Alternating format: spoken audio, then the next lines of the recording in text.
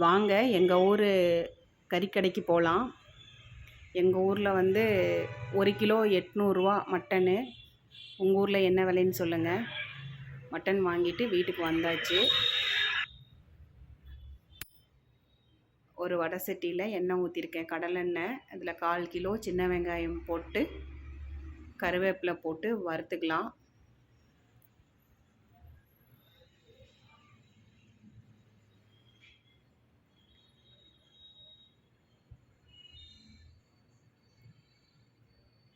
வெங்காயம் வறுபட்டுருச்சு. இப்போது நம்ம ஒரு ப்ரெஷர் பேன் வச்சு கடலெண்ணெய் சேர்த்திட்டு கடுகு போடுறேன். கடுகு பொரியட்டும். அதுக்குள்ளே நான் மிக்ஸி ஜாரில் வதக்கி வச்ச வெங்காயத்தை போட்டுட்டு கறி குழம்பு மசாலா வந்து வீட்டில் அரைச்சது.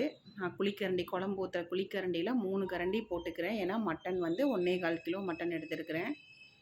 இப்போ கடலைப்பருப்பு போட்டு 2 பொரிஞ்சதுக்கப்புறம் மறுபடியும் ஒரு கை சின்ன வெங்காயம் தான் போடுறேன். கருவேப்பிலை இதை போட்டு வதக்கிக்கலாம். 1 ஸ்பூன், பெரிய ஸ்பூனில் 1 ஸ்பூன் இஞ்சி பூண்டு பேஸ்ட் போடுறேன். அதையும் பச்சை வாசனை போகிற வரை வதக்கிக்கலாம். 2 மீடியம் சைஸ் தக்காளி சேர்த்துக்கிறேன். தக்காளி நல்லா வதங்கி வந்ததுக்கப்புறம் மட்டனை சேர்த்துக்கலாம்.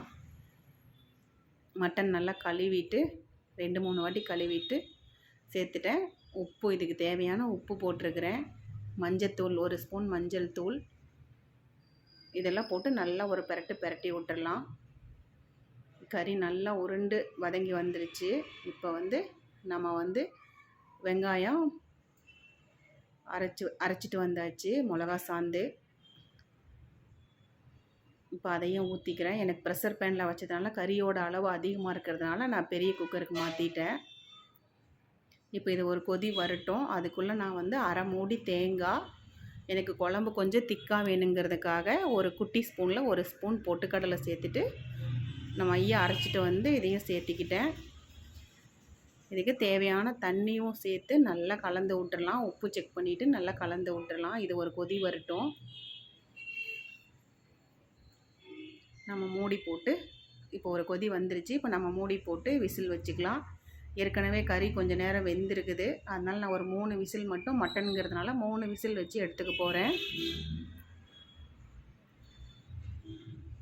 3 விசில் வச்சு எடுத்தாச்சு. விசில் அந்த சவுண்டு அதெல்லாம் அடங்கிடுச்சு. இப்போ நான் திறந்து பார்த்துட்டேன். பாருங்கள், சூப்பராக மட்டன் குழம்பு ரெடி ஆகிடுச்சு. இட்லிக்கு சூப்பராக இருக்கும், சாப்பாட்டுக்கும் நல்லாயிருக்கும். நம்ம இதில் இருக்கிற கறியை மட்டும் தனியாக எடுத்து வறுத்துக்கலாம். நீங்களும் இதே மாதிரி செஞ்சு பாருங்கள்.